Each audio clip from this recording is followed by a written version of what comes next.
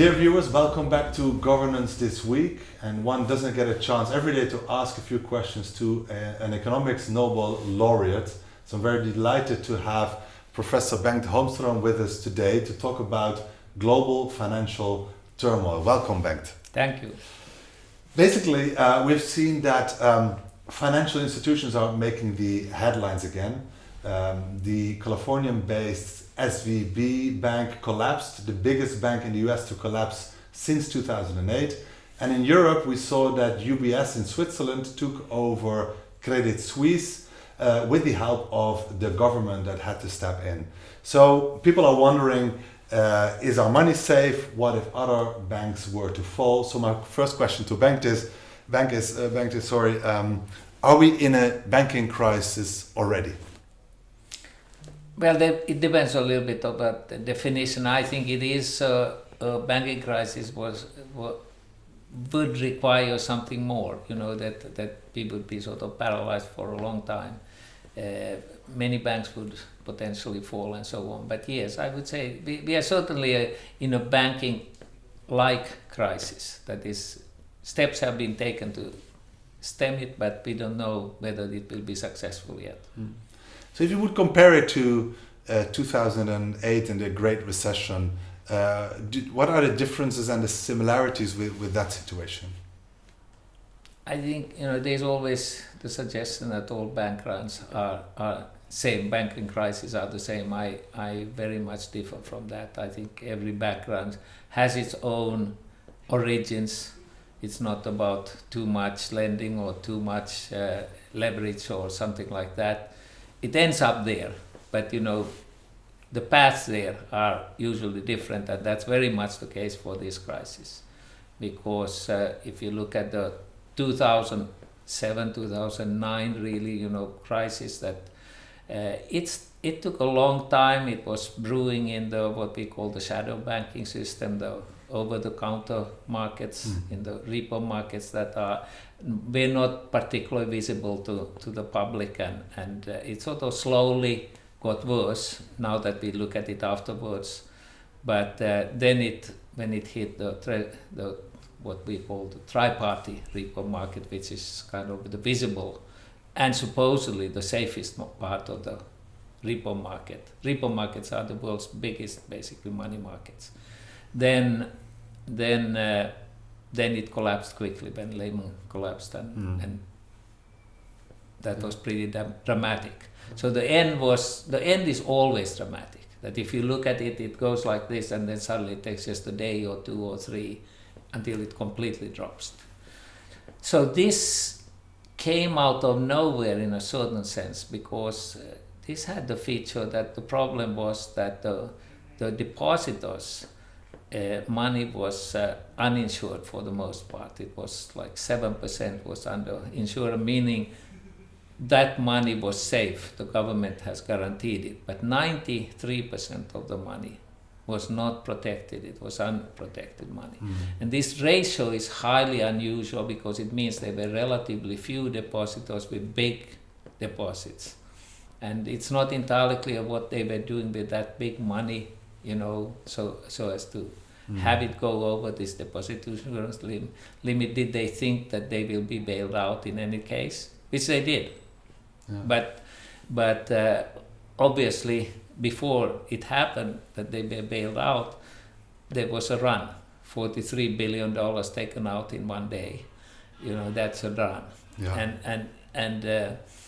And so I think it was a special bank because it was really these venture capitalists and these who had parked money for the startups, and I haven't studied it carefully enough, but my guess, and this is a guess, that there was so much money in this system. It's like, I think there was $160 billion invested. Is that the money was sort of backing up partly because there wasn't enough startup, or they were pessimistic about the startup market. The startup markets had declined. So paradoxically, it's sort of, they didn't invest in these risky assets, so they left it in the bank. Or so. That's my guess of the mechanics. And then it was that money. It was actually the nature of the investors or depositors that caused this run. And I don't recall, I mean, it's always the depositors that caused the run, but it was sort of their unusual structure that led to this. And I don't think me exposed, of course, there are a lot of people who say they should have known, but I never heard that anybody had suspicions about the SVB bank. Probably some did, but many people said after the Great Recession, this should never happen again. We should put the policies in place to make sure that this can't happen again. Has that happened in the meantime, or are there actually policies that you think that should put in place now to make sure that we don't end up in a similar situation again? We have, of course, one extraordinary period in the US where I'm stationed. We had 70 years basically without a bank run. After the Great Depression, 70 years. That's an incredibly long time without bank runs. I mean, that's kind of the mystery. How did we manage that?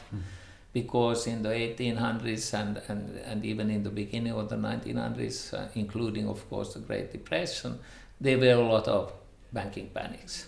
And almost, it was a feature. Every 5 to 10 years there was some bigger, some smaller, but nevertheless there were these bank runs. And so, I mean, given this history, this strange 70 years, but now sort of 2, say, bank runs now, I don't think, I mean, it's the nature of banking. The reason it's banking is valuable for society has the seeds of a bank run. That's the basic dilemma. And having some bank runs, that will be extinguished, hopefully, like this one. I just think it's going to happen, and that's part of the system. We are not going to change. We are never going to have a totally safe system. Banking without risk is not possible. This was actually also one of the things discussed today as you engage with the community here at the School of Transnational Governance on economics, 360 degrees, I would say, a lot of different issues that were discussed. And one of them was actually the question also of trust. And I think in this context with a looming financial crisis, it's very important, right? How do you look at the issue of trust in this case, of course, in financial institutions, banks, and the fact that your money is safe? And is there a recipe to keep a good level of trust? But the paradox in some sense is people think that now we are going to become very transparent so that everybody sees what's happening, and these things happen in the shady shadow banking system, and now it happened in this little sort of shady perhaps or not very visible SVB bank and so on. Actually, banking is by design very silent, meaning it's not a normal market. It gives off very small signs. You could go and look at the books and so on, as regulators do, and that's important. But these sort of cataclysmic episodes, they don't sort of advertise themselves typically well in advance, and so that you could come and change it. It's they do what we call maturity transformation. The basic dilemma is that we need to invest for the long term. We need to also hold some money back in case we need money. Us meaning, the depositors. I want to have some, 1 month worth of money, or some keep for 1 year worth of money, and so on. So we have this short-term money in case we get sick, in case we lose our jobs, etc., whatever it is. And so the bank is obligated to, or the contract with the bank is that you can take out your money when you need it.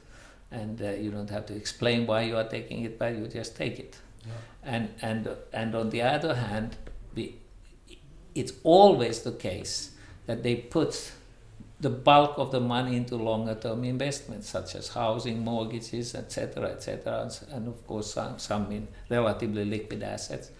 But that there is always going to be a transformation from short-term depositors who can pull it out any time to long-term investments.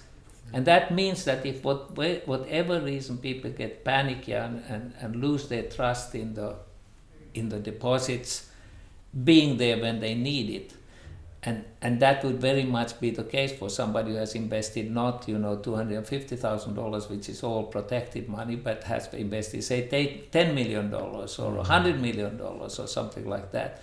They will pull out the money because these high rollers, so to speak, in this SVB bank were actually very quick to run because they had significant amounts of money that wasn't insured in any way, really.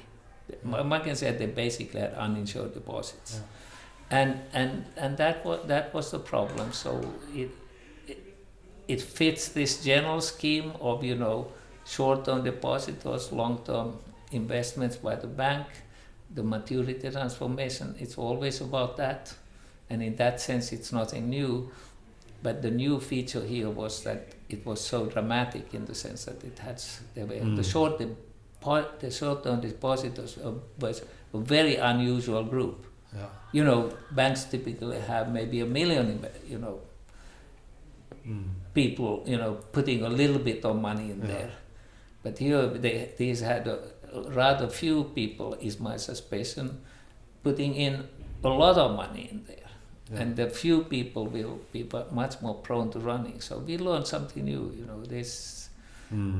This should have been clear, but it wasn't. Yeah, and what I take also from your words, Bengt, is that it's very hard to ask you for any predictions about what will happen next because of actually the nature of our financial system and how the complex dynamics at work here.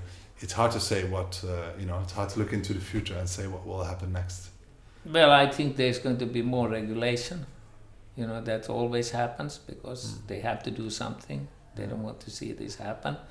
But I think they did regulations after the 2008-2009 crisis, the liquidity ratio regulation, which probably was a bad thing for this system. It could have contributed to this problem because banks had to hold this liquidity ratio and in some sense reduce their capital base but I don't I think it's hard to pinpoint that as the reason. I think the big reason was this unusual depositor structure and the asset structure on that side. But we'll see. I should add that I think we are going to learn much more about this. This is a sort of relatively superficial view of what happened. It's sort of the end game that we can see. How did it unfold at the end? And that even the end game was rather unusual in that sense. But there are people already at work of looking at how did we get here. How did the structure. Going back to the QE, the vast amount of liquidity that was pushed into the system, and one simplistic view is that it didn't have an outlet in terms of where to invest it in a way that would be productive, and instead they invested it in debt. They should have invested it in equity, so to speak. In this, equity never crashes in the sense that yes, it goes down in value, but if it's not hitting some debt limit, we just lose, sort of all of us that are in that business lose some money, and there's they are not going to be bailed out. No. So I think the bailout is going to be debated a lot because they bailed out actually a certain class of, they bailed out the equity holders because they bought it out for, I'm sorry, I'm talking about the Credit Suisse now, I'm confusing, yes. Yeah. So there, that's going to be debated. I don't think it had much to do with this crisis in the US, but it may have, because it may have been some contagion, people got just nervous about money in general in these banks. But there, the unusual thing is, of course, that's talked about now, is that they paid the equity holders $3 billion, and then they paid nothing to the weakest layer or debt, That's the sort of the I think it's A1T, or it's a new instrument that had been introduced, and it sort of was somehow convertible into, they call it a COCO, so I haven't looked at the details, but they were left stranded. Yeah. Instead of converting them into equity holders and then give the $3 billion, they would at least have gotten something. Yeah. Probably not very much. No. I have a feeling, Bengt, that we will return to actually speak about financial crisis and new developments in the weeks and months ahead, because the story definitely isn't over. I would like to really thank you for joining us here in Governance this week to talk about what has happened recently. It was a pleasure to have you. And dear viewers, thank you for joining us today, and we see each other next week again. Thank you, Bengt. Thank you.